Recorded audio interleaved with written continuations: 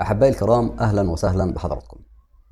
هنتكلم إن شاء الله في الحلقة ديت عن حالة شائعة جدا، إن ناس كتيرة بتحاول إن هي تتجاهل الوسواس، لكن في النهاية بتلاقي نفسها إن هي مش قادرة تكمل. هنا التجاهل دايما مش بيكون الحل النهائي. يعني مثلا خلينا متفقين إن أهم خطوات علاج الوسواس القهري وهو التجاهل. يعني لما يجي لك واحد جديد عنده بعض الوساوس تقول له إيه؟ حاول تتجاهل هذه الأفكار، علشان التفاعل معاها ممكن يؤدي إلى نتائج عكسية. طيب نفس الشخص دوت لو جالك تاني وقال لك إن أنا حاولت أتجاهل مرة واتنين وتلاتة وعشرة ومش عارف يتجاهل هذه الأفكار، هنا نقول له بقى إن في بعض الحالات بيكون المواجهة التدريجية هي اللي بتخلص المشكلة تماما. وهو ده موضوعنا في الحلقة ديت للأشخاص اللي هم حاولوا يتجاهلوا الوسواس أكتر من مرة وما عرفوش يتجاهلوا. يبقى إذن هنا حضرتك لو ما جربتش علاج الوساوس خالص، انا بقول لك من دلوقتي تجاهل الوسواس اللي هو في عقلك وما تفكرش فيه. طيب اذا انت قلت لي او انت قلت لي ده انا حاولت اتجاهل ومش قادره، يبقى اذا الحلقه ديت مخصوصه عشان الاشخاص اللي حاولوا يتجاهلوا والموضوع ما جابش معاهم نتيجه. علشان كده هنشرح في الموضوع دوت بطريقه علميه ومبسطه، وهنوضح فيها ايه هي فنيات العلاج المعرفي السلوكي، ليه التجاهل مش بيكون كافي في معظم الحالات، وازاي المواجهة التدريجية ممكن تكون الحل الأمثل لحالتك لو انت جربت تتجاهل والموضوع ما جابش معاك نتيجة. وهندي بعض الأمثلة التشبيهية الواقعية علشان الموضوع يكون واضح للسادة المشاهدين. طبعا أنا شخصيا عارف إن كتير من الناس اللي عندهم وسواس بيحاولوا يتغلبوا عليه باستخدام فكرة واحدة اللي هي التجاهل، وده اللي احنا قلناه في بداية الحلقة، ودوت الحل الشائع جدا لكل الأشخاص. لكن المشكلة ان التجاهل مش دايما بيشتغل مع كل الناس. لابد ان احنا نكونوا فاهمين ان علاج الوسواس ليه اكثر من طريقة، فاحنا كل شخص انت بتختار له الطريقة المناسبة معاه على حسب الحالة بتاعته وعلى حسب درجة الوسواس. يبقى هنا لما نيجي نقول ان التجاهل مش دايما بيشتغل مع كل الناس، ده معناه ان احيانا حتى لو حاولت تتجاهل الوسواس بيرجع اقوى واكبر. طيب لو التجاهل ما نفعش بقى في الحالات ديت، ايه الحل من وجهة نظرك انت كشخص بتسمعني حاليا وتقول لا الوساوس لابد من تجاهلها وليست مواجهتها؟ انت حاليا تجاهلت والموضوع ما جاش معاك، يعني انا عايز رأيك في الموضوع دوت، ايه الحل من وجهة نظرك؟ طبعا الإجابة انا هسيبها لك انت، لكن اذا كنت حابب تكمل معايا الحلقة وتفهم يعني ايه المواجهة وازاي احنا ممكن تجيب معانا فعالية، فتفضلوا معايا نكمل الحلقة مع بعض. هنا السؤال لما سألناه وقلنا لو التجاهل ما نفعش ايه الحل، هنا الإجابة وهي المواجهة التدريجية. في الحلقة دي هنوضح بالظبط ازاي بقى المواجهة التدريجية بتكون الحل الأمثل لحالات من حالات الوسواس القهري وليس كله. يبقى أصبح حضرتك أو حضرتك جربت التجاهل ما نفعش، خلاص امشوا معايا إن شاء الله على الأمثلة التوضيحية والتشبيهات اللي أنا هقولها لكم دلوقتي. واحب اطمنكم بشيء كويس، يعني ان الخطوات اللي احنا بنقولها دي اذا ما جابتش نتيجة معاك هي مش هتضرك، لان انا مش هدي لك علاج ولا هوصف لك دواء.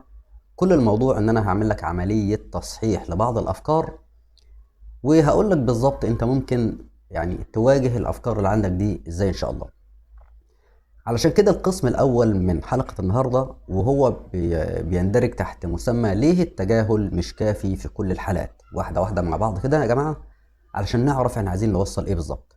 فاول حاجه لازم نتكلم عنها ان التجاهل مش دايما بيشتغل. طيب ليه؟ لان الوساوس زي ما قلنا في حلقه قبل كده انه بيستغل نقطه ضعفك وهو خوفك الداخلي. يعني لاول مره يتابعني ولاول مره يشوف فيديوهاتي، انا كنت بتكلم قبل كده بقول ان الوسواس بيستغل نقطه ضعفك وهو خوفك الداخلي. وخليني اديلك مثال يوضح لك الفكره. عاوزك تتخيل انك بتحاول تتجاهل خوفك وانت في الضلمه. في اشخاص بتخاف من الضلمه، فيجي واحد يطمنك يقول لك ما تخافش من الضلمه، كده انت بيحاول يطمنك علشان تتجاهل الخوف من الضلمه. لكن انت في كل مره بتقعد في مكان مظلم بتفضل خايف وتقول لنفسك انا مش هفكر في الخوف ده. يعني انت نتخيل يعني مع بعض، انا بديلك المثال انك بقى هتقعد في الضلمه وهتقول لنفسك لا انا مش لازم افكر في ان انا خايف في الضلمه. لكن في الاخر انا عاوز اقولك ان الخوف بتاعك مش هيزول، لانه مش مجرد فكره بسيطه ده في عقلك. لكنه مرتبط بشعورك الداخلي. يعني الخوف من الضلمة اللي عندك ده كتشبيها بنقول ان هو مش مجرد فكرة بسيطة، ده ايه؟ مرتبط بشعورك الداخلي.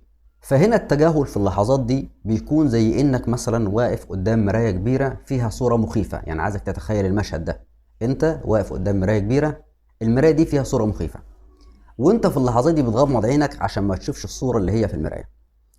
المشكلة هنا ان الصورة دي لسه موجودة بالرغم ان انت مغمض عينك. يعني مش معنى انك انت غمضت عينيك ان الصورة اختفت، انت فقط تجاهلت الصورة اللي موجودة وغمضت عينيك مش اكتر.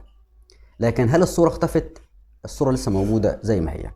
علشان كده التجاهل بيشتغل مع حالات الوسواس البسيطة واللي مش مترسخة في العقل. يعني مثلا احنا كمصريين ساعات يجي لك واحد يقول لك والله انا في موضوع شاغلني من فترة، فيجي واحد يقول له ايه الموضوع، فلما يعرفه يقول له يا عم ده الموضوع بسيط، كبر دماغك. فكلمة كبر دماغك عندنا بالمصري يعني تجاهل او ما تهتمش، ده الموضوع بسيط انسى. انت بقى في الدول العربية عندك ايا كانت دولتك شوف معناها ايه. يعني لما واحد يقول لك يعني ايه ما تفكرش في الموضوع ده، ده هو التجاهل اللي انت بتتبعه مع الوساوس. في اولها بيكون لسه خفيف عندك، بيكون لسه افكار مش ملحة قوي بالدرجة القوية، فلما يجي معالج يقولك تجاهل كلامه صحيح 100%. لكن لو الموضوع متطور معاك اعتقد ان التجاهل مش هيجيب معاك النتيجة اللي انت عايزها. علشان كده في الحالات المتقدمة الوسواس بيكون اعمق من كده، اعمق من انك تتجاهله. يعني هو مش مجرد فكرة، لكنه بيكون في اللحظات دي يا اخوانا مرتبط بمعتقدات ومخاوف داخلية عند الاشخاص، فبيكون الموضوع اكبر من انك تتجاهل الوساوس.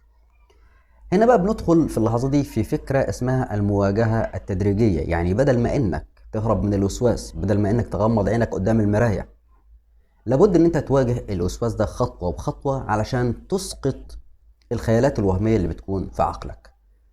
وهنا لازم انتقل بيكم بقى للقسم الثاني، وهو ما هي فنيات العلاج المعرفي السلوكي. لان انت لازم تتبع بعض الفنيات عشان تعالج نفسك. انت لو بتتابع دلوقتي مع معالج لازم تكون فاهم الحتة اللي هقولها لك دي، بيتبع معاك بعض الفنيات اللي اي معالج لن يحيد عنها، لان هي فنيات مدروسة وفنيات معروفة وفنيات علمية مش من تأليف حد. لكنك انت كشخص معالج مثلا لو انت عاوز تعالج حد بتضيف بقى لمساتك انت الشخصية. يعني انت بتفهم العلاج بيتكلم عن ايه، وفي النهاية بتضيف وجهة نظرك الشخصية بما يتناسب مع خطوات العلاج الصحيحة من غير ما تألف عشان تجيب معاك النتائج الصحيحة.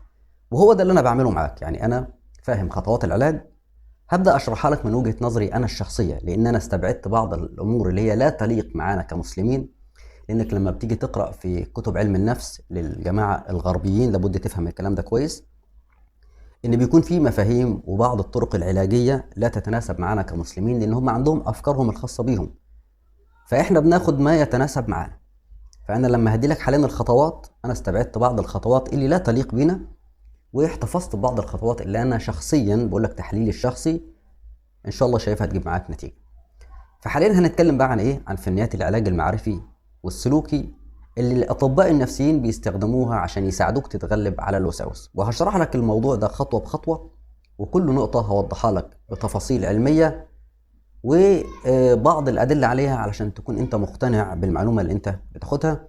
وفي شيء حابب أنوه عليه حضراتكم قبل ما نبدأ، إن الله سبحانه وتعالى يقول وما أوتيتم من العلم إلا قليل. أنا معترف بنفسي إني علمي قليل، فأنا هدي لك القليل اللي أنا اتعلمته، ربما يفيدك في حياتك، وزي ما قلت لك بالظبط لو أنت استخدمته وما جابش معاك نتيجة فهو مش هيضرك. فبداية لابد نفهم في شيء اسمه التعريف العلمي. التعريف العلمي اللي هو بيندرج تحت منه بعض الفنيات، تمام؟ واول فنيه معانا وهي اسمها التساؤل السقراطي. الجماعه اللي هم بيعالجوا فاهمين الكلام دوت، فانا بشرح لك ويا ريت تكتب الفنيات دي معايا علشان لما تيجي مع نفسك وتحاول تعالج نفسك تبقى فاهم ان انت بتستخدم انهي فنيه وهتوصلك لايه. فبدايه بنتكلم عن شيء اسمه التساؤل السقراطي. هو تقنيه وتستخدم في العلاج المعرفي السلوكي اللي الناس كلها بتعتمدها. طب هي بتعتمد على ايه؟ بتعتمد على طرح اسئله دقيقه للمريض، او انت هتسال الاسئله دي لنفسك. طيب الاسئله دي ليه؟ عشان المريض يفحص المنطق وراء افكاره، يعني بيشوف افكاره ديت هل هي منطقيه ولا لا.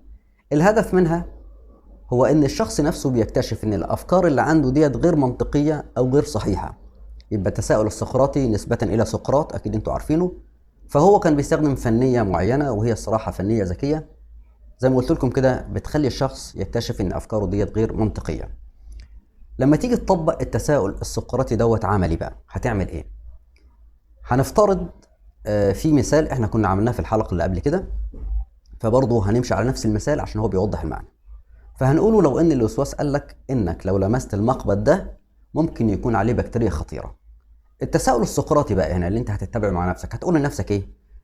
فين هو الدليل الحقيقي ان ده بكتيريا خطيرة؟ خلي بالك من خطوات التساؤل السقراطي عشان هو مهم ليك. يعني لما انت تيجي ندي مثال يا جماعة، احنا في ناس بتخاف ان هي تفتح مثلا الأكرة بتاعة الباب اللي هو المقبض، ظنا منه انه لو لمس المقبض دوت الوسواس بيقول له ايه؟ ان عليه بكتيريا خطيرة. هنا سقراط قال لك ايه؟ اتبع معاه بعض الأسئلة بنفس النمط ده، فبيسموه التساؤل السقراطي. فانت هتقول ايه؟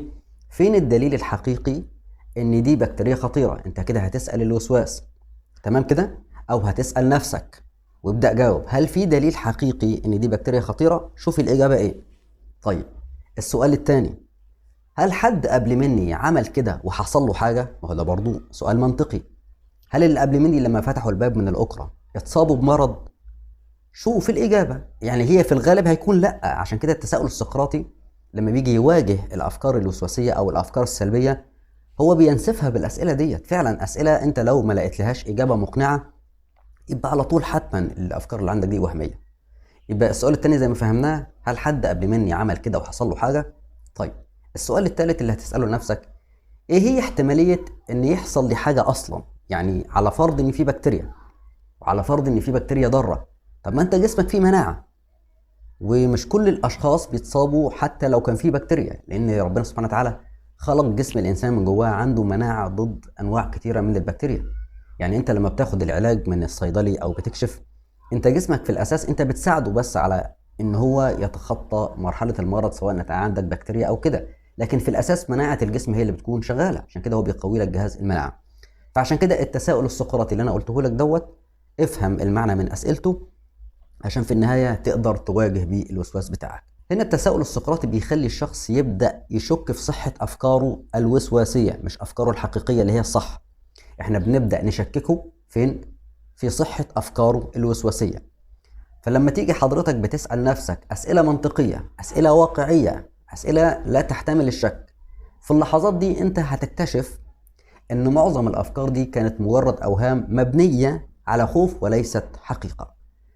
هنا التساؤل السقراطي بالظبط لما أجي أشبهه لك بقى زي إنك بالظبط بتفتح ملف تحقيق. شفت كده لما تيجي تحقق مع واحد في قضية، أنت ده بالظبط اللي أنت بتعمله. في اللحظات دي أنت بتجمع الأدلة وبتبدأ تفكر فيها بشكل عقلاني عشان تكتشف في النهاية ان الموضوع ده كان مجرد خيال. وهو دوت مضمون فنية العلاج بالتساؤل السقراطي. اذا جيت معاك وحسيت ان الوساوس بدأت تروح منك، خلاص زي الفل وانت كده تمام. لكن افرض بعد ما طبقت التساؤل السقراطي الدنيا ما مشيتش معاك قوي يعني، او لسه برضه متخوف، في اللحظات دي خش معايا على الفنية التانية وهي تسمى اسلوب السهم الهابط، وبرضه المعالجين النفسيين بيستخدموها معاك في الجلسات. إذا قدرت تستخدمها مع نفسك فيبقى شيء طبعا كويس وهيوفر عليك كتير، لأن في بعض الأشخاص يا جماعة تواصلوا معايا ما عندهمش المقدرة إن هم يعني يدفعوا ثمن الجلسات، لأن العلاج النفسي في الغالب بيكون يعني مكلف شوية، وحتى تحويل الفلوس من دولة لدولة أخرى بيكون برضو في بعض الأشخاص مش قادرين يحولوا. برضو في بعض السيدات أهاليهم مش راضيين لا يودوهم لمعالج نفسي ولا يخلوهم يتواصلوا مع حتى المعالج أونلاين. يعني هم في بعض التشديدات عندهم في الأسرة، احنا طبعا نحترم آرائهم، لكن في العلاج النفسي الشخص بقى اللي مش قادر يتواصل دوت احنا هنسيبه؟ يعني طبعا مش هنسيبه. وانا هنا عشان اكون صادق معاكم مش عايش بقى دور البطولة، لان في بعض الاشخاص اللي انا احترمها فعلا وبدون ذكر اسمها على يوتيوب، وانتوا عارفين اكيد انا اقصد مين، عامل جميع الفيديوهات اللي هي تخص الوسواس وشارح الموضوع ده باستفاضة، وما بتفرقش معاه سواء المعلومات اللي بيطلعها سواء على قناته او في الجلسات. يعني انت لو اخدت عنده جلسة هتلاقي نفس الكلام ده في القناة. فبدون طبعا التنويه لحد عشان ما حدش يفكر ان احنا بنعلن عن بعض، لكن انا بقول لكم ان فعلا انا مش عايش بقى دور البطولة، ولا بقول لك ان بعمل لك الفيديو ده عشان الناس اللي هي غير مقتدرة او للناس اللي مش قادرة تتواصل. احنا بنحاول نقدم العلم بقدر المستطاع، ولابد اللي بيسمعني حاليا يعرف ان انا نيتي في الاساس انا رايد لك الخير، واتمنى ان لو في اي اخطاء عندي، وارد طبعا ان كل ابن ادم خطاء، احنا نناقش الموضوع ده مع بعض بطريقه ايجابيه. فلما نيجي نتكلم على اسلوب السهم الهابط، هتلاقي ان الاسلوب دوت هو تقنيه بتستخدم عشان توصل لاعمق معتقدات الشخص. طيب عايز اديلك الاول تشبيه عشان لما اكمل معاك تكون فاهم. لو انت ماشي في الشارع او انت ماشيه وشفتي دخان طلع، دخان اهو طالع، احنا في مثل عندنا بالمصري واكيد انتوا برضو عارفين، يقولك مفيش دخان من غير نار. خلي بالك معايا عشان فنية السهم الهابط ديت حلوة شوية وهتفيدك، لكن لابد تكون فاهمها صح قبل ما تستخدمها. يعني ايه مفيش دخان من غير نار؟ يعني الدخان اللي طالع دوت عرض للنار. يعني ساعات تروح للدكتور، بيعجبني قوي الدكتور اللي يقولك ان احنا مش عايزين نعالج العرض، احنا عايزين نعالج المرض. وحضراتكم فاهمين، وسيبوني اوضح لكم انا عاوز اقول ايه. العرض ده مثلا واحد عنده صداع مثلا، يقول لك والله انا حاسس بالصداع، ده اسمه عرض. طيب امال ايه المرض؟ المرض هو اللي سبب لك الصداع، يعني الصداع دوت نتيجة لمرض عندك انت. طيب يا ترى المرض ده ممكن يكون ايه؟ ممكن يكون، يعني انا لما سألت قالك ان الاذن الوسطى والتهاباتها ممكن تجيب صداع، الجيوب الانفية ممكن تجيب صداع، الامساك ممكن يجيب صداع. يبقى اذا الصداع ده مرض ولا عرض؟ ده عرض، عرض نتيجة لشيء معين في جسمك. يبقى لما تيجي حضرتك تاخد البرشام المسكن كده انت ما عالجتش المشكلة، كده انت اخدت شيء يسكن لك العرض الصداع مؤقتا، لكن بمجرد ما مفعول البرشام ده يروح بيرجع المرض من جديد يسبب لك الايه؟ الصداع. عشان كده انا لما بروح اكشف عند الدكتور بره بيعجبني الدكتور اللي يقول لك احنا عايزين نشوف هي اساس المشكلة فين. يعني احنا مش عايزين نعالج الصداع، احنا عايزين نعالج مسببات الصداع. السهم الهابط اللي حضرتك هتستخدمه واللي حضرتك هتتبعيه بيعمل نفس الموضوع، لا يتعامل مع العرض اللي طالع. يعني واحد عنده وسواس موت، خايف يموت، هو في الاساس مش خايف من الموت. الله، ده الراجل بيقول لك انا خايف اموت. لما بنستخدم معاه فنية السهم الهابط بنقدر نوصل لجذور المشكلة. يعني هنقول الخوف من الموت ده عرض، لكن هو عنده شيء داخلي جوه منه هو اللي بيسبب له الخوف من الموت. وده اللي احنا هنفهمه مع بعض مع فنية السهم الهابط. اتمنى يكون كده الفكرة وضحت قبل ما نكملها. يبقى احنا بنقوله لما تيجي تستخدم فنية السهم الهابط انت بتحاول توصل لأعمق معتقدات الشخص المسببة للخوف اللي هو بيشتكي منه. يعني لما بنبدأ نسأل لو حصل الكلام ده ايه اللي هيحصل؟ شوف السؤال، يعني انت بتسأل الشخص او هتسأل نفسك لو الشيء اللي انا خايف منه حصل ايه اللي هيحصل او ايه اللي مترتب عليه. الهدف هنا ان احنا بنكشف المخاوف الكارثية اللي بتبقى ورا الافكار الوسواسية، وتعالوا نطبق الكلام ده عملي عشان نفهمه اكتر. فهنقوله على سبيل المثال اللي احنا بنتبعه على طول. لو انت لمست المقبض ده او الاكرة بتاعت الباب ممكن يكون عليه بكتيريا خطيرة. السهم الهابط هنا بيقول لك ايه بقى؟ هتقول لنفسك لو كان عليه بكتيريا خطيرة ايه اللي هيحصل لي؟ خلي بالك من اللي جاي، يعني انت بتسأل نفسك لو الأكرة دي عليها فعلا بكتيريا يا ترى ايه اللي هيحصل لي؟ هل انا همرض؟ بتسأل نفسك هل انا همرض؟ طيب برضو بتكرر نفس السؤال، يعني السهم الهابط كأنه بيبدأ من فوق للأسفل، اللي انت بتفضل تسأل نفسك أسئلة أعمق أعمق أعمق لحد ما توصل مع نفسك ايه سبب الخوف الأساسي اللي هو مسببه لك الوسواس. انت هنا بتغوص في أعماقك الداخلية. فهتسأل نفسك هل انا همرض؟ اهو يعني السؤال من الاول لو كان الاكرة دي عليها بكتيريا ايه اللي هيحصل؟ فبتسأل نفسك هل انا همرض؟ بص السؤال بنوصل لشيء اعمق اهو. طيب لو انا مرضت هل انا هموت؟ بص بقى بتوصل برضو. طب بعد المرض هل انا خايف من ايه؟ يعني انا خايف لو مرضت ممكن اموت. بص انت بتبدأ تنزل للاعمق اهو. خلي بالك بقى من السؤال اللي جاي، طب اذا مت هل ده نهاية العالم؟ لو انت تدرجت معايا في الاسئلة ديت هتقدر توصل انت اصلا الوسواس الداخلي عندك كان بيحكي عن ايه. طيب مثلا واحد تاني يقولك انا خايف اموت. طيب لما تيجي تستخدم معاه فنية السهم الهابط مثلا هتسأل نفسك تقول انا حاليا خايف اموت ليه؟ ممكن واحد دلوقتي يقول لي الله ما احنا كلنا بنخاف من الموت، ده صحيح، لكن انا بسأل المريض دلوقتي انت خايف تموت ليه؟ في بعض الاسباب، في بعض الاسباب زي ممكن يقول لك والله انا خايف اموت عندي اولادي عاوز اربيهم. خلي بالك من الاجابة. يبقى لما تيجي تفحص ان الخوف من الموت ده عرض مش المرض، يعني الخوف من الموت ده ايه؟ العرض. طب ايه الاساس عنده؟ انه الشخص ده جوه منه خايف على اولاده ونفسه يربيهم، مش عايزهم يتبهدلوا في الحياه. يبقى هنا لما بتيجي تستخدم فنيه السهم الهابط، انت هنا بتوصل لاعمق درجه من السؤال الداخلي اللي مسبب لك الخوف من الموت. طيب واحد تاني يقول لك انا خايف من الموت. طيب ليه حضرتك خايف من الموت؟ يقول لك والله مثلا انا خايف من عذاب القبر او من حساب القبر. يبقى اذا هو مش خايف من فكره الموت بس، ده السبب الاعمق اللي عنده ان هو خايف من ايه؟ سمع عن عذاب القبر، سمع من شيخ، سمع عن ان مثلا في بعض الملاكين وهم بيسالوك، كل ده سبب له مخاوف من الموت. يبقى هو اساسا مش خايف من الموت، خايف من ايه؟ من عذاب القبر او من اللحظه اللي هو بيوضع فيها في القبر. لان هتيجي تسال اي واحد بلا استثناء يقول لك طب ما انا هموت وكلنا هنموت. يبقى اذا لما بنيجي نشوف يا اخوانا فكره الخوف من الموت، هي مش الخوف من الموت ذات نفسه، لان ده عرض لشيء داخلي عندك. عشان كده فنيه السهم الهابط لما بتيجي تسالها لنفسك وتبدا تكرر نفس الاسئله ديت لحد ما توصل لاعمق نقطه عندك، في الحاله دي انت بتقدر تشخص المرض اللي عندك فين، وبناء عليه بتقدر تتعامل مع الفكره اللي كانت مستخبيه اللي مسببه لك العرض. زي ما قلنا كده، الصداع ممكن يكون اذن وسطى، ممكن يكون جيوب انفيه، ممكن يكون حاجات كتيره، لكن العرض اللي طلع منها الصداع. اتمنى يكون فنيه السهم الهابط الفكره بتاعتها وضحت. طيب لما حضرتك بقى بتستخدم اسلوب السهم الهابط دوت، ايه اللي بيحصل لك؟ بيخلي الشخص يبدا يفكر في الاحتمالات الواقعيه، لان احنا عاوزين نصحح لك اخطاء التفكير اللي عندك. هتبدا تفكر في ايه؟ في الاحتمالات الواقعيه، عشان لما بتوصل للمرحله الاخيره من الاسئله، لان انت هتفضل تسال نفسك الاسئله دي مكرره مكرره، وتبدا طب انا لو حصل لي كذا يا ترى طيب ايه اللي هيحصل؟ طب وده معناه ايه بالنسبه لي؟ وانا خايف ليه من الاساس؟ طب انا خايف من الموت ليه؟ عشان عذاب القبر، ولا خايف على اولادي، ولا انا خايف من فكره الموت نفسها، ولا انا خايف من عذاب ربنا؟ ففي اللحظات دي انت بتبدا توصل لاعماق جذور المشكله عندك. طيب لما بتستخدم بقى الفنيه دي، هتلاقي ان الخوف اللي عندك كان مبالغ فيه من الاساس، وان احتماليه حدوث الكارثه كانت قليله جدا مقارنه بالوهم اللي كان عامله لك الوسواس. فلما نيجي نشبه اسلوب السهم الهابط دوت، فهو بيكون عامل زي ان انت بتنزل على سلم طويل، كل ما بتنزل خطوه للاسفل بتكتشف ان الخوف اللي كان جواك ده مش كبير زي ما كان الوسواس رسمه لك في دماغك.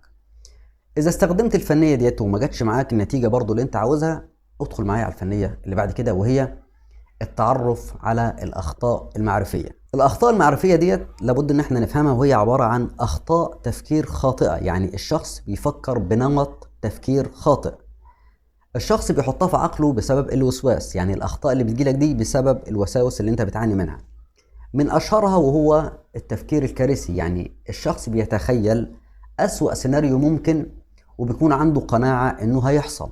طيب ايه تاني من الاخطاء المعرفيه؟ وهو التعميم الزائد، يعني انك بتاخد كل موقف واحد، يعني بتاخد موقف معين وتعممه على كل المواقف اللي هي المشابهه. زي مثلا هدي لك مثال تشبيهي، تيجي واحده تقول لك الرجاله كلهم زي بعض، ده اسمه تعميم. واحد يجي يقول لك اصل الستات كلهم زي بعض، يعني انا اخترت المثل ده لانه شائع شويه وبنسمعه كتير، فده اسمه التعميم الزائد، ان انت بتاخد شيء معين وتعمم عليه باقي الاشياء. وده غلط طبعا في حد ذاته، انك ما ينفعش تفكر ان انت تعمم الناس كلها مش زي بعض، طبعا في بينهم اختلافات. والتفكير الكارثي اللي اتكلمنا عنه، ان انت ما ينفعش تتخيل اسوأ سيناريو طبعا وتبني عليه حياتك. طيب لما نيجي بقى نشوف فنية التعرف على الأخطاء المعرفية دي ونطبقها عملي، فمثلا لو الوسواس قال لك إنك لو لمست المقبض ده ممكن يكون عليه بكتيريا خطيرة، في اللحظات ديت عشان تستخدم الفنية ديت هتقول لنفسك إن ده تفكير كارثي. هتقول لنفسك ده إيه؟ تفكير كارثي. ومش كل حاجة صغيرة بتكون كارثة، ومش كل حاجة صغيرة ممكن توصل إن هي تكون مشكلة كبيرة. يبقى أنت بترد على الفكرة الوسواسية في عقلك داخليا، مش شرط بصوت عالي، ان انت بتقول له ان ده تفكير كارثي ومش كل حاجه انا هفكر فيها بالشكل ده. ايه هو الاساس اللي بناء عليه بتصدق ان كل المقابض اللي الناس لمستها عليها بكتيريا وصابت الناس بالمرض؟ ده سؤال تاني. يعني انت بتسال الوسواس، بتسال عقلك، لان المعالج هيسالك السؤال ده، هيقول لك ايه هي الاساس اللي بناء عليه انت بتصدق ان كل المقابض اللي انت هتمسكها ديت عليها بكتيريا؟ ما عندكش اساس، دي عباره عن فكره وسواسيه، لكن انت من جواك مصدقها. فعندك انت دليل علمي يثبت ده؟ هل كل الناس اللي مسكوا المقبض دوت اتصابوا بالمرض؟ يبقى دي كل دي اسئله واقعيه انت بتستخدمها في فنية التعرف على الأخطاء المعرفية.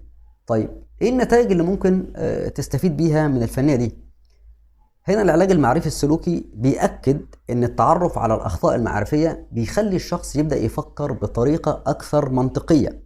احنا كل ده بنلعب على وتر معين عندك، وهو بنخليك تفكر بشكل منطقي وبنخليك تفكري بشكل واقعي، لان هو ده السبيل انك تخرج من افكارك وتخرجي من افكارك الوسواسية السلبية. فعشان كده لما بنبدأ نلاحظ انك بتستخدم انت انماط تفكير خاطئة، في اللحظات دي هتقدر تتخلص تدريجيا منها باستخدام نمط ايه؟ اللي هو التعرف على الاخطاء المعرفية، وديني شرحته لكم. فلما نيجي بقى نشبه لك الاخطاء المعرفية اللي هي في عقلك دي بتكون عبارة عن ايه، هنقول لك ان هي اعتبرها نظارة ملونة انت بتشوف العالم من خلالها بشكل مش صحيح. لكن لما بتخلع النظارة ديت انت هتلاقي الرؤية عندك اوضح، وهتشوف الواقع زي ما هو. في اللحظات دي انت طبعا بتشوف ساعتها النظرة الحقيقية للمشكلة اللي بتكون عندك اللي مسببها لك الوسواس. رابع فنية عندنا وهي مراجعة الأدلة، لابد برضو انك تستخدمها. مراجعة الأدلة هي عملية استرجاع خبرات الشخص الواقعية عشان يثبت أو ينفي صحة أفكاره. بمعنى لما نيجي نطبق الكلام ده عملي عشان نفهم يا ترى ايه الكلام ده. لو الوسواس مثلا قال لك ان انت لو لمست المقبض ده ممكن يكون عليه بكتيريا خطيرة، هتقول لنفسك فين هي الأدلة الواقعية على ده؟ ده أول سؤال بتسأله. تاني سؤال، هل حد قبل مني عمل كده وحصل له حاجة؟ برضو ده سؤال انت بتسأله. تسأل برضو نفسك سؤال تالت، ايه هي عدد المرات اللي لمست انا فيها مقبض وحصل لي حاجة؟ يبقى اذا الثلاث اسئلة اللي انت سألتهم لنفسك دول، وهم من خلال فنية مراجعة الأدلة، كده انت بتعمل عملية استرجاع خبراتك الشخصية او خبراتك اللي حصلت في الحياة. هل انا فعلا كل مرة لمست فيها المقبض كان بيحصل لي مرض معين؟ اسأل نفسك وشوف يعني الماضي بتاعك كان فيه ايه. هل حد قبل منك عمل كده واتصاب بمرض؟ فانت بتشوف السجل بتاعك والتاريخ بتاعك، هل حصل حاجة زي دي ولا لا؟ عشان كده بيسموها فنية مراجعة الأدلة. بتشوف هل في دليل حصل قدام منك أكد لك الكلام دوت ولا لا. هنا بقى مراجعة الأدلة بتساعدك انت ان انت بتبني استنتاجاتك على حقائق مش على أوهام. يعني فعلا بتسأل نفسك، هل كل اللي لمسوا المقبض ده قبل مني اصيبوا بمرض؟ يبقى فعلا عليه بكتيريا، فانت خلاص كده انت بتسترجع الادله بتاعتك اللي فاتت.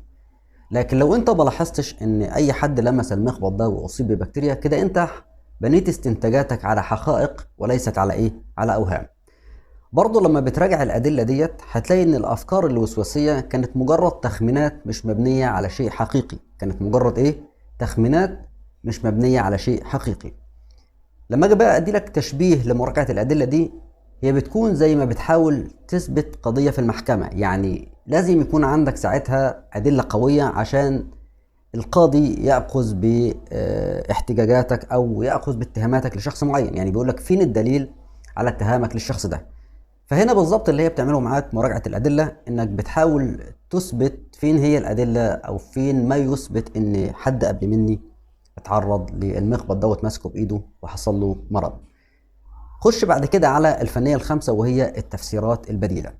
التفسيرات البديلة هي عملية تعليم الشخص انه يفكر بطريقة مختلفة عن طريق ايه بقى؟ تقديم تفسيرات اخرى للاحداث اللي بتحصل. يعني بتعلمه او انت مفروض تعلم نفسك وانت تعلمي نفسك ازاي تستخدمي تفسيرات مختلفة عن التفسيرات اللي في عقلك. فمثلا لو الوسواس قالك انك لو لمست المقبض دوت ممكن يكون عليه بكتيريا، احنا ماشيين بنفس المثال، هتقول لنفسك ايه؟ ان ده مجرد وسواس. يعني انت هتقول لنفسك وانت هتقول لنفسك الكلام ده، ان ده مجرد وسواس، مش لازم اصدق كل حاجة بفكر فيها. على فكرة ده كلام منطقي، كلام واقعي. لازم نقول ان ده مجرد وسواس ومش لازم اصدق كل حاجة بفكر فيها. ده صحيح، لان مش كل الافكار اللي هتيجي في عقلي حقيقية. طيب السؤال الثاني، احتمالية ان المقبض ده ملوث قليلة جدا. يعني انا هقول لنفسي كده، ودي التفسيرات البديلة. يبقى انت كان عندك فكرة بتقول ان المقبض ده ملوث، وانت كنت ساعتها يعني هنقوله احادي التفكير، بتفكر بطريقة احادية، بتاخد الكلام من زاوية واحدة. طيب الموضوع ده ما ينفعش، لابد ان احنا نحط للفكرة ديت فكرة تانية واقعية، ان برضو احتمالية ان المقبض ده ملوثة قليلة. ما هو ممكن ما يكونش عليه حاجة من الاساس، بدليل ان في ناس كتيرة برضو قبل منك فتحت الباب او المخبط دوت ما حصل لهمش حاجة. حتى لو قبل منك ناس ما فتحتش المخبط ده وما شفتش بنفسك، لابد تحط الاحتمالية ديت وتحط احتماليات اخرى علشان كده لما بنيجي بنقول التفسيرات البديلة، انت بتحط اكتر من تفسير للاحتمالية اللي انت بتكون متوقعها. هنا التفسيرات البديلة هتساعدك او بتساعد الشخص يبدأ يتعامل مع المواقف بطريقة اكثر مرونة. وخلونا نقف شوية على كلمة اكثر مرونة عشان دي مهمة. انت كشخص بتعاني من الوسواس، انت حاليا تفكيرك مش مرن تماما، انت تفكيرك ماشي في سكة واحدة، سكة ان انا خايف من الموت، لو خرجت من بره البيت هموت. خلاص انت معتقد في ده انت هنا ما عندكش مرونة، لان كان المفروض تحط تفسيرات بديلة وممكن اخرج من البيت وما يحصليش حاجة، بدليل ان الناس كلها بتخرج من بيوتها ومعظمها ما بيحصل لهمش حاجة. يبقى اذا انت هنا في اللحظات ديت انت ما عندكش مرونة في التفكير. فعشان كده الفنية اللي احنا بنتكلم عنها دي اللي هي التفسيرات البديلة بتعلمك المرونة في التفكير، وانك تحط اكتر من احتمال، وده هيساعدك وهيساعدك جدا في مرحلة العلاج. الحاجة التانية لما هتبدأ تفكر في تفسيرات مختلفة وهتبدأ تشوفي الوسواس اللي عندك من منظور مختلف، هتلاقي ان الخوف اللي عندك دوت والخوف اللي عندك ده في الاساس كان مجرد وهم. ولما نيجي نشبه فنية التفسيرات البديلة، هي بالظبط زي انك بتشوف نفس الصورة من زوايا مختلفة. يعني لو انت واقف في موقف معين وبتشوف شخص قدام منك، لو انت غيرت زاوية الرؤية وشفت الشخص ده من الجنب هتشوف برضو ملامح مختلفة. كذلك الامر لو انت بتتفرج على ماتش كورة في التلفزيون، بتلاقيه جايب لك ان اكتر من كاميرا بتصور لك اللاعب وهو بيشوط الكورة وهو مثلا بيبظيها لزميله. كل الزوايا المختلفة دي بتوضح لك الرؤية اكتر. هو ده نفس الموضوع اللي التفسيرات البديلة بتعمله معاك وبتعمله معاكي، بتخليك تشوف الرؤية من اكتر من زاوية علشان تشوفي الحقيقة واضحة، لان كل زاوية هتخلينا نفهم الموضوع بطريقة جديدة، وطريقة من الطرق ديت هتخلينا نفهم ان دي وساوس وملهاش اساس من الصحة. تعالوا بقى ننتقل للقسم الثالث، وهو مراحل العلاج المعرفي السلوكي، وهرتبها لك بشكل دقيق على اساس ان انت بعد ما استخدمت او استخدمتي انت الفنيات اللي فاتت ديت، هنا بقى دي الخطوات اللي انتوا هتتبعوها بره في حياتكم. هتلاقوا ان الاطباء النفسيين بيستخدموها علشان يساعدوك تتغلب على الوساوس بشكل كامل وشكل منظم. مرحلة التعليم النفسي ديت، وهي ساعتها بنعرف الشخص على نوعية الافكار اللي هي في دماغه، واللي بنسميها المخططات او المعتقدات. المخططات ديت هي بتكون عبارة عن ايه؟ عبارة عن تصورات الشخص عن نفسه وعن الحاجة اللي هي حوالين منه.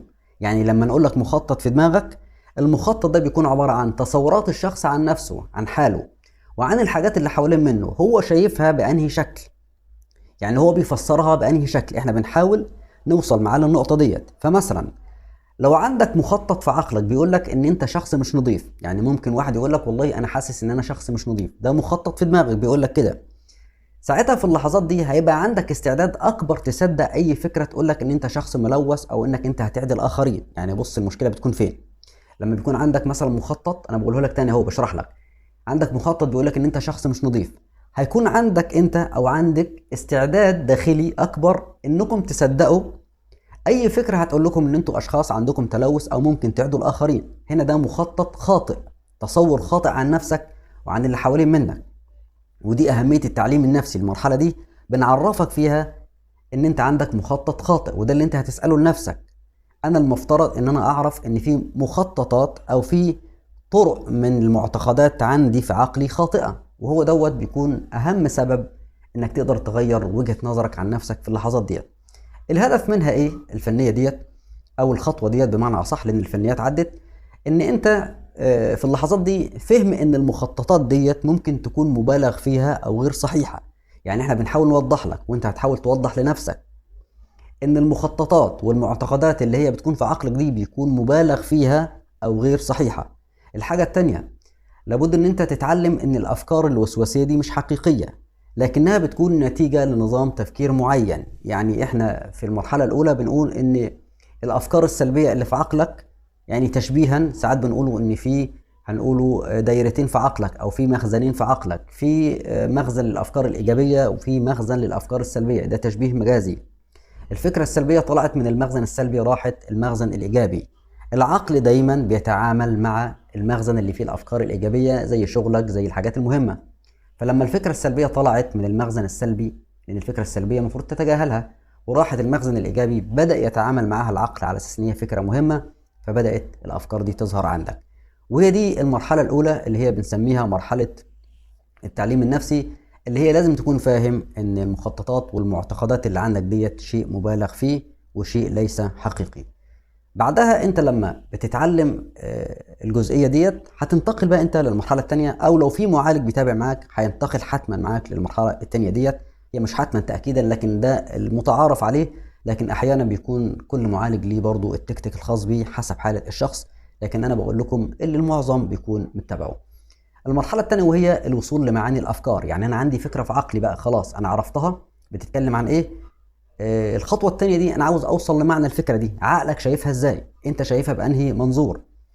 وهنا إنك بعد ما بتتعرف بقى على المخططات اللي بتحكم تفكيرك، الخطوة التانية اللي أنا بكلمك عليها ديت اللي هي معناها الوصول لمعاني الأفكار. يعني إيه اللي ورا الأفكار ديت؟ عشان كده مثلا لو الوسواس بيقول لك ان انت لو لمست المخبط ده، برضو نفس المثال عشان الناس ما تتوهش معايا، ان انت لو لمست المخبط ده هيبقى فيه عدوى، انت في اللحظات دي هتقول ايه المعنى اللي ورا الكلام ده؟ هل هو خوف من المرض ولا خوف من ايذاء الاخرين؟ لان انت عندك شيء داخلي مخليك مش عاوز تمسك المخبط. يعني خلي بالك زي ما قلنا العرض والمرض، احنا برضو بنوصل لجذور المشكلة عندك. طيب الوصول لمعاني الافكار ممكن يساعدك ان انت توصل للمشكله عندك فين. فانت خايف تمسك المخبط اللي هو بيكون عليه بكتيريا، ليه؟ هنا بتسال نفسك السؤال ده برضه، ايه اللي ورا الكلام ده؟ هل هو خوف من المرض، انا خايف امرض، ولا خايف ان انت تاذي الاخرين؟ لان ممكن واحد يقول لك ان انا لو مسكت المخبط دوت وكان في مرض انا هعدي اسرتي، يبقى هو في الاساس مش خايف من الاكره، هو خايف على اسرته. فهمنا كده بنوصل لجذور المشكله ازاي؟ عشان كده الهدف من المرحلة ديت وهي كشف المعاني الخفية ورا الأفكار دي. يعني كشف المعاني الخفية اللي ورا الأفكار الوسواسية اللي مسببة لك التعب. علشان كده لابد نفهم شيء مهم، إن الأفكار دي مش مجرد كلمات، لكنها بتترجم مشاعر ومخاوف داخلية. يعني العرض اللي ظهر عليك بره بيترجم شيء داخلي عندك لابد إن أنت توصل له، عشان العرض الخارجي أو الأفعال التطمينية اللي أنت بتعملها أو الافعال القهريه اللي انت بتضطر تعملها تبدا تروح منك نتيجه انك بتعرف بقى السبب وبتبدا تشتغل عليه. بعد كده لو انت برضو بتتابع مع المعالج هيخش بيك على المرحله الثالثه وهي مناقشه معاني الافكار، ودي برضو من ضمن الخطوات المهمه اعملها مع نفسك وانت برضو تتابعيها. وهي انك بعد ما بتوصل لمعاني الافكار زي ما قلنا كده، انت وصلت للمعنى من ورا الفكره، انا خايف امسك من المخبط عشان امرض، ولا انا خايف اعدي الاخرين، ولا انا خايف على اسرتي. هو ده المعنى ورا انك خايف تمسك المخبط. بعد ما خلصناها دخلت بيك على المرحله الثالثه اللي هي مناقشه معاني بقى الافكار. خلاص كده. وهنا مناقشه معاني الافكار انك بتبدا تسال نفسك هل ده حقيقي وفين الدليل. يعني انت بتسال نفسك هل اللي انا بحس بيه ده حقيقي وفين الدليل. تمام. فمثلا لما الوسواس يجي يقول لك انك لو لمست المقبض ده هيبقى فيه عدوى، هتقول لنفسك ايه؟ فين الدليل ان ده حقيقي؟ على فكره ده سؤال منطقي. في المرحله دي انت بتناقش معنى الفكره، وهل معناه ان انا شخص مش نظيف؟ بص بقى الكلمه، هل معنى ان انا شخص من جوه مني مش نظيف، او انا شخص ملوث، او انا شخص هعدي الناس؟ وانت عايز او في المرحله دي لابد ان انت توصل لمعنى الوسواس، معناه ايه؟ انت شايفه بانهي شكل؟ الافكار دي بتقول لك ايه في عقلك؟ بتخاطب عقلك ايه؟ لان انا في اللحظات دي مش بتكلم معاك انت شخصيا، انا بتكلم مع الفكره. هي موريه لك ايه؟ هي المشهد اللي الفكره رسمه لك قدام عينك ايه عن نفسك. فانت في اللحظات دي بتسال نفسك فين الدليل ان ده حقيقي، وهل ده معناه ان انا شخص غير نظيف؟ فانت بتوصل لمعاني الافكار. فعشان كده بنقوله مناقشه معاني الافكار. الهدف انك بتشكك في صحه الافكار والمخططات اللي بتحكم تفكيرك. الحاجه التانيه بتتعلم ان الافكار ديت مش مبنيه على حقائق، لكنها نتيجه ايه بقى؟ لمخاوف داخليه. شوف كلمه نتيجه لمخاوف داخليه، يعني انت عندك شيء داخلي هو اللي خلى عنك النتيجه الظاهره ديت عليك. بعد ما بتخلص المرحله الثالثه لازم هتدخل على المرحله الرابعه. طبعا كل مرحله يا اخوانا بتاخد مثلا من اسبوع لاسبوعين، لو انت بقى عندك او انت عندك الاستجابه السريعه ممكن تقل عن كده. فالمرحلة الرابعة وهي تعديل المخططات وأخطاء التفكير. أي معالج هتتابع معاه لابد أنه هيعمل لك عملية تعديل للمخططات أو أخطاء التفكير. وهنا عشان نوضح الفكرة، إن إحنا بعد ما بنناقش معاني الأفكار اللي اتكلمنا عنها من شوية لابد هندخل بيك على تعديل المخططات اللي إحنا بنتكلم عنها دلوقتي. وهنا بتبدأ تستبدل المخططات السلبية اللي عندك بمخططات إيجابية. يعني بتحاول تغير المعتقدات اللي هي في عقلك بمعتقدات اخرى ايجابيه، لان المعتقدات اللي عندك سلبيه بتسبب لك وساوس، يبقى دي سلبيه. بتبدا ان انت تصحح اخطاء التفكير وتحط مكانها افكار ايجابيه او مخطط ايجابي. مثال على كده، لو عندك مثلا مخطط بيقول لك ان انت انسان مش نظيف، يعني انت عندك معتقد في عقلك او مخطط، هو اسمه معتقد او مخطط عادي مفيش مشكله، ان انت بيقول لك ان انت انسان مش نظيف. هنا في اللحظات دي لابد ان انت تبدله بقى بفكره ان انت انسان طبيعي، وان الوساوس دي بتحاول تفرض عليا شيء مش موجود فيا. لان كلنا بلا استثناء بنتعرض للاتربه، بنتعرض للاتساخ، وبعد كده اكيد انت بتاخد مثلا شاور، بتنظف ايدك، بتغسلها بالصابون عادي، كل ده وارد معانا كلنا. فلما يجي الوسواس او المعتقد اللي عندك يقنعك بان انت شخص غير نظيف، لابد ان انت تبدله في عقلك فورا وتقول ان انا انسان طبيعي معرض ان انا اتعرض للاتساخ في اي لحظه، وفي الوقت اللي انا بكون فيه متاح بقدر خلاص اغسل ايدي او انظف نفسي من اي اتساخ عليا. يبقى انت في اللحظه ديت بتعمل ايه؟ بتعدل المخطط اللي عندك، بدل ما هو سلبي بتديله فكره ايجابيه حقيقيه. هل انت فعلا مش معرض ان انت تيجي عليك اتربه وبعض الاتساخات؟ كلنا بنتعرض للكلام ده. فالطبيعي هنا ان انت في اي فتره بتلاقي فيها نفسك فضيت او خلصت شغلك، خلاص بتغسل ايدك او بتنظف حالك. هنا الوسواس بيلعب على نقطه تانية، يقول لك ان انت شخص غير نظيف. يبقى هل ده واقعي؟ لا. هنا في اللحظات دي لازم تقول له ان طبيعي جدا ان الانسان يتعرض لبعض الامور ديت، وفي الاخر بيتخلص منها ما فيش اي مشكله. الهدف من المرحله الرابعه وهي تعديل المخططات ايه بقى؟ الهدف منها ان انت بتعمل اعاده برمجه الدماغ، بحيث بيبدا يفكر عقلك بطريقه اكثر ايجابيه واكثر منطقيه. ان انت بتحاول تبدل المعتقدات اللي عندك وتشوف الموضوع باكثر منطقيه، لان فعلا الوسواس في اللحظات دي بيخليك شايف الافكار وشايف المعتقدات من وجهه نظره هو الشخصيه، او من وجهه نظر الفكره اللي بتحسسك بشيء غير منطقي في الخارج. يبقى الهدف هنا اعاده برمجه دماغك بحيث ان انت تفكر بطريقه اكثر ايجابيه واكثر منطقيه. طيب ايه تاني؟ بتعمل على تقليل تاثير الافكار السلبيه على حياتك اليوميه. يعني تعديل الافكار دوت هيساعدك على تقليل تاثير الافكار السلبيه على حياتك اليوميه. وهنا هننتقل للمرحله الخامسه وهي بقى التجارب السلوكيه. احنا كل مره بنخش معاك بشكل اعمق علشان تقدر تتخطى الافكار الوسواسيه اللي عندك. عشان كده المرحله الخامسه وهي التجارب السلوكيه. هنا المرحله ديت او هنا المريض بيخضع لاختبارات عمليه علشان يتاكد من صحه معتقداته او من صحه المخططات اللي في عقله، هل هي صحيحه ولا خاطئه. فمثلا لو الوسواس قالك انك لو لمست المقبض ده هيكون فيه عدوى، ساعتها في اللحظات دي في المرحله الخامسه بقى ان انت لابد تلمس المقبض دوت وتشوف هل حصل حاجه ولا لا. وهنا هي دي عمليه المواجهه اللي بتنسف تماما فكره الوسواس اللي عامل لك ارق وعامل لك تعب طول حياتك.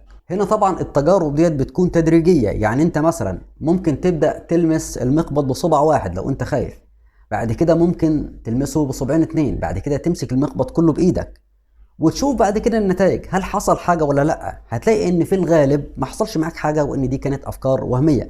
وهنا لابد ان انا انوه لشيء، ان المرحله الخامسه اللي هي مرحله التجارب السلوكيه ديت من ضمن اصعب المراحل اللي بتواجهك انت كمريض وسواس، لانك بتكون من جواك خايف تواجه المقبض دوت، او انت خايف تشوف المخاوف بتاعتك ديت حقيقيه ولا لا. فبيكون عندك رعب داخلي انك تاخد الخطوه وتتجرأ وتبدا تشوف بنفسك صحيح هل المخبط ده فيه تلوث ولا لا، هل انا لو خرجت بره بيتي ممكن تحصل لي حاجه ولا لا. لابد ان انت تتجرأ داخليا تدريجيا، ما بقولكش على طول، عشان تقدر تنسف فكره الوسواس ديت في عقلك. يعني لما يجي شخص في اللحظات دي يقول لك طب التجاهل هيجيب معايا نتيجه، ما انا قلت لك في بدايه الحلقه الموضوع دوت للشخص اللي هو جرب التجاهل وما نفعش.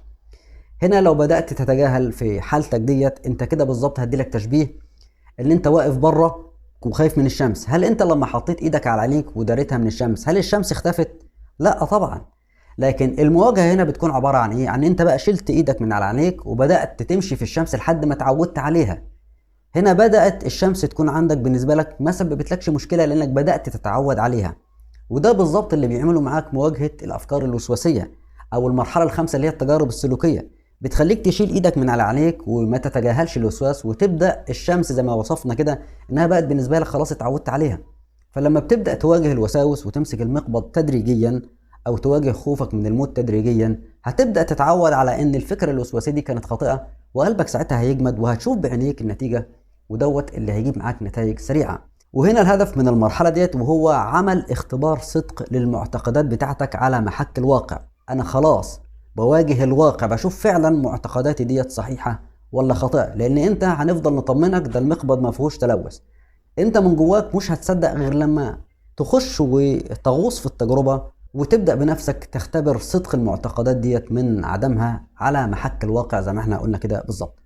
الهدف الثاني وهو اثبات ان الافكار الوسواسيه دي كانت مجرد اوهام عندك، وفعلا انت بعد ما بتخوض التجربه وبتخش على التجارب السلوكيه دي وبتبدا تتجرأ بتلاحظ ان الافكار دي كانت اوهام عندك.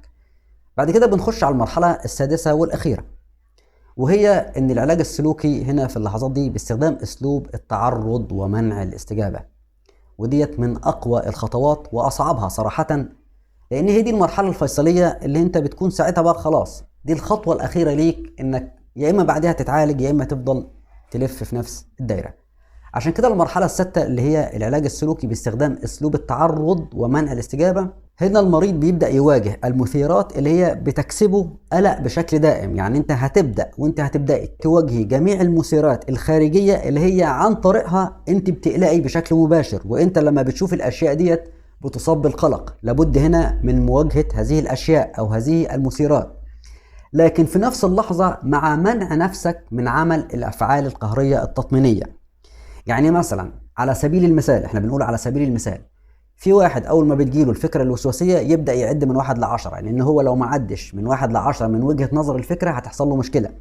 ده اسمه أسلوب تطميني أو أفعال قهرية تطمينية أنت بتعملها. تمام؟ احنا بندي مثال على بعض الأفكار، ممكن ما يكونش عندك الموضوع ده، ممكن يكون عندك فعل تطميني تاني، وهنا ده طبعا مش شرط لان كل شخص بيكون عنده افعاله التطمينيه القهريه الخاصه بيه هو.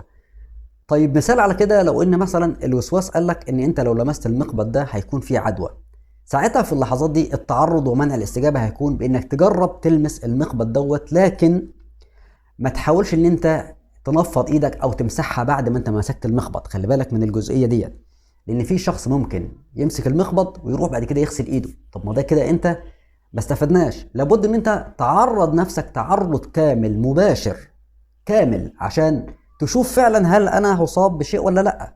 طبعا انت من جواك دلوقتي بتكون مرعوب من الفكره، وهو دي اللي المشكله بيعملها معاك الوسواس. عشان كده بنقوله ان المرحله السادسه من اقوى المراحل، وهي باستخدام ايه؟ التعرض ومنع الاستجابه. خلاص كده؟ طيب الهدف منها ان انت بتتعرض لاكتر المثيرات اللي هي بتسبب لك القلق، وبناء عليه ما بتعملش الافعال التطمينيه. يعني لو انت لما بتحصل لك مشكله او بيحصل لك فكره، احنا زي ما قلنا في المثال ان انت هتحصل لك مصيبه لو ما عدتش من 1 ل10، مبدئيا عد من 1 ل5، بعد كده من 1 ل4، من 1 ل3، بعد كده ما تعدش خالص. يبقى انت بتمرن نفسك تدريجيا على ايه بقى؟ على ان انت بتواجه المثيرات لكن مش بتستجيب معاها بالافعال التطمينيه اللي انت بتعملها اللي هي الافعال القهريه. طبعا انا عارف ان هي صعبه عليك وبتضطر تعملها، لكن لما بتبدا تقلل الافعال التطمينيه ديت تدريجيا عقلك بيبدا يتمرن ان بعد كده لما تجيلك الوساوس ديت مش هتبدا تعمل الافعال التطمينيه.